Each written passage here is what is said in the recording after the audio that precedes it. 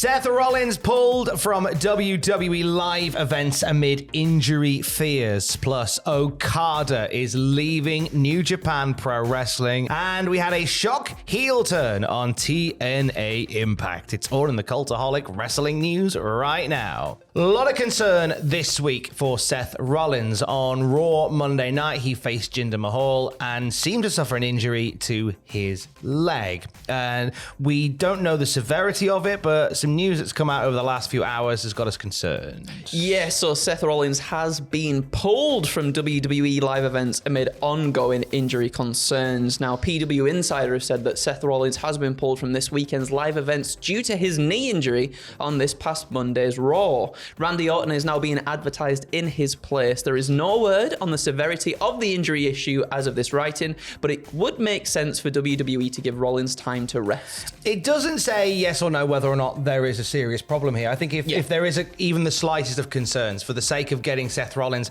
to April to WrestleMania, let's take him off the live events for a bit and let's let him heal up.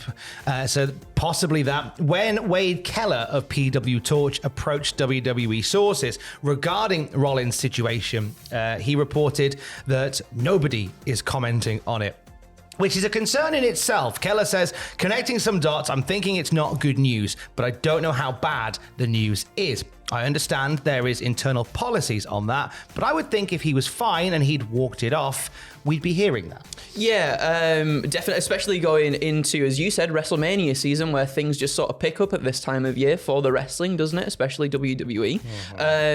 And it would be a huge shame if he was injured and he wasn't able to defend the title, and the title, God forbid, has to go to Mr. Vacant once again, which we definitely don't want, especially not after he's been such an incredible first champion with this World Heavyweight Championship and has put in the matches, put in the work. It'd be awful for him just to have to vacate it because of an injury. So yeah, give him all the time to rest leading up to the big one, to the WrestleManias. And luckily there isn't anything pressing for Seth to do other than this reported match with CM Punk at WrestleMania, which is in April. We're now in January. And if the injury isn't too severe, there's 3 months between now and then. You've got the Rumble, which is already covered in terms of matches. No need to add a Seth Rollins world title match to that one, and I don't think they will at this point. Elimination Chamber in Perth. You've got the Elimination Chamber matches that will no doubt take center stage. And that constant rumor and innuendo about a Rock and Roman Reigns showdown. That's I think it's gone a little bit under the radar, but not necessarily. But regardless, if that was the case, you wouldn't need a Seth match really there if you could avoid it. And then the next stop is Mania. Yeah, and I mean, do you know what? He's already put in the work week to week as well. He is defending his title on Raw too, so it's not just like, oh, he's never defending his title and now he's injured and he's gone away for ages. Like, just rest up and be 100% for WrestleMania. Hope you're doing all right, Seth Rollins. We'll keep an eye on it at cultaholic.com. A few hours ago, the landscape of the Japanese wrestling scene seismically changed with a press release from New Japan Pro Wrestling. Kazuchika Okada will be leaving New Japan Pro Wrestling after the conclusion of his contract on January 31st, 2024. We apologize to fans for the abrupt nature of this announcement, but join them in wishing Okada the very best in the future. It's not the end of our time with Okada in New Japan, though, is it? No, it's not. So the statement goes on to say, as the new beginning series begins this weekend, Okada will appear on February dates on February 11th in Osaka and February 23rd and 24th in Sapporo.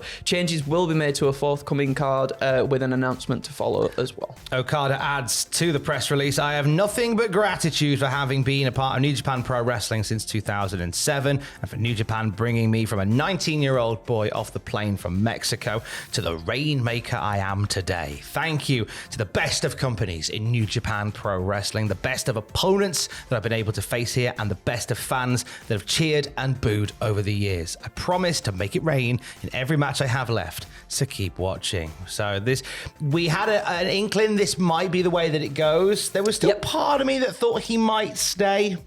However, I get. Well, I mean, yeah, definitely, because he's such like a prominent figure within New Japan Pro Wrestling. He's someone who you might have thought would have just been there for the entirety of his career almost. But, sometimes you feel like you might have done it all in a place, and it's time to move on and do something a little bit different.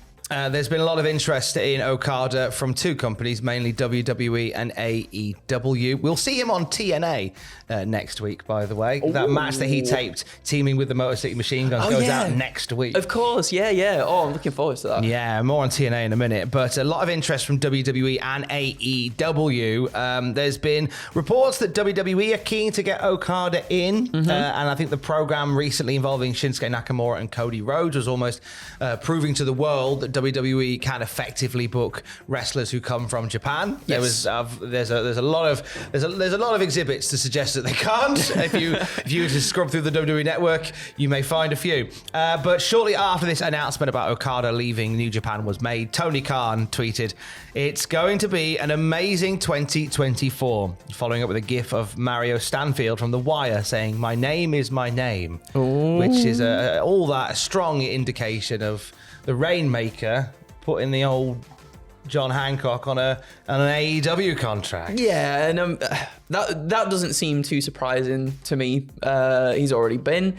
He's popped up in AEW before. We've had the Forbidden Door events as well. There's always a part of me though, Tom, that is like, I'm always intrigued to see what the presentation would be like from a WWE standpoint for some of these stars as well. And I know a lot of people will be like, oh, what? That's just like an entrance or something and this, that, and the other. But there's just that intrigue there to see how they would deal with someone like Okada within the company. I think maybe with Triple H running the ship as well, you would have believed that he'd been brought in at a very high level immediately. Yes, yeah. Without question. But I guess we'll never know. It feels like AEW, it's always felt like AEW would always be the way he goes, if he was good to go anywhere. His stuff with Bryan Danielson was treated as almost a chance to try before you buy with the AEW experience. And obviously he liked it because it's looking very much like Tony Khan's tweet there.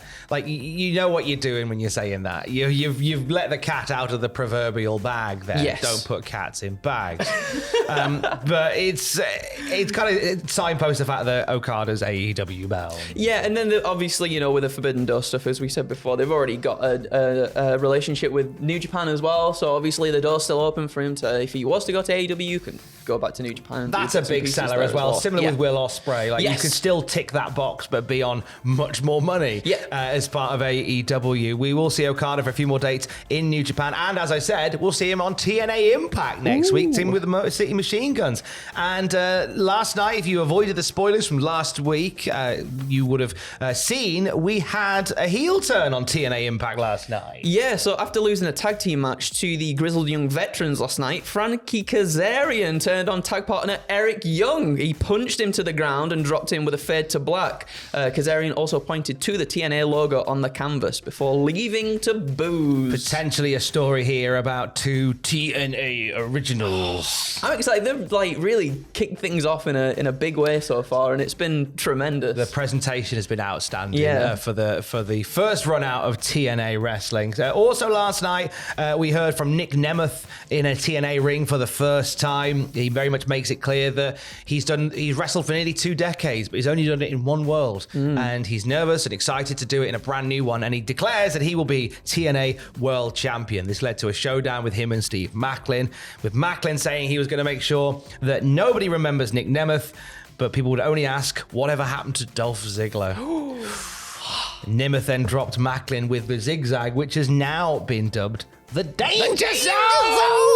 I like that a lot. It suits him so much, especially with the Wanted Man kind of marketed around him now too. I think it's perfect. It's a lovely touch. A banger of a match main evented the first TNA Impact last night, though. My goodness, yeah. Ospreay faced Josh Alexander in an unbelievable main event. The final stretch was something else. PW Insider reveals the mystery third hand behind that magic as well. They say the Will Ospreay versus Josh Alexander bout that has gotten raves that will air aired tonight on TNA Impact, which was obviously yesterday, was produced by one Lance Storm. Nice. Very nice indeed. It's a talented man. There was quite a few names working behind the scenes in production roles over the taping weekend for TNA. Chris Sabin, Gail Kim, and Tommy Dreamer were stepping in, as was D'Lo Brown, Rhino, Ace Steel, former AEW fighter, Ace Steel, Dina, Delirious, former ROH superstar, RD Evans.